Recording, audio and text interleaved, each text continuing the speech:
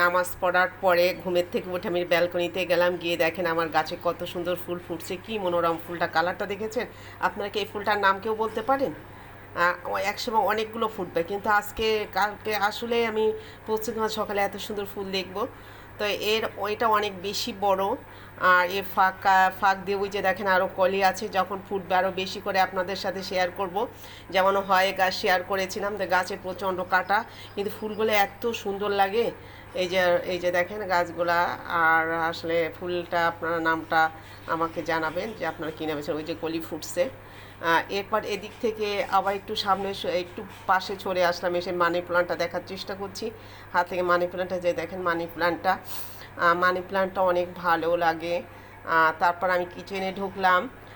কিচেনে ঢোকার পরে আমি 4টা ডিম ভেঙে, আসলে ডিম মাখানো ভাঙা এগুলো সবসময় দেখা নাই, তার ডিমটা এত পুরো এবং এত লোভনীয় দেখাচ্ছে যে আপনাদের সাথে শেয়ার না করে পারলাম না।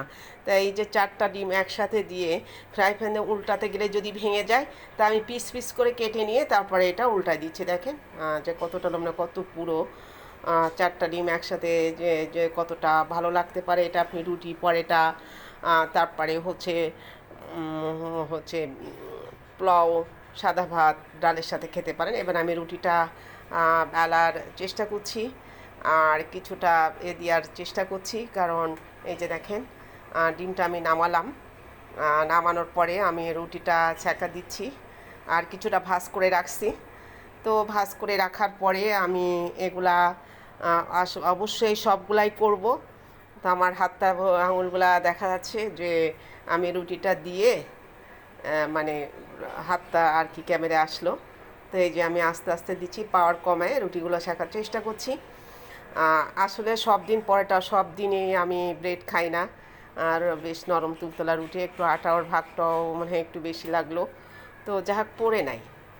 তো এভাবে রুটির আমি ছ্যাঁকা দিলাম, আর আমি ডিম নিলাম।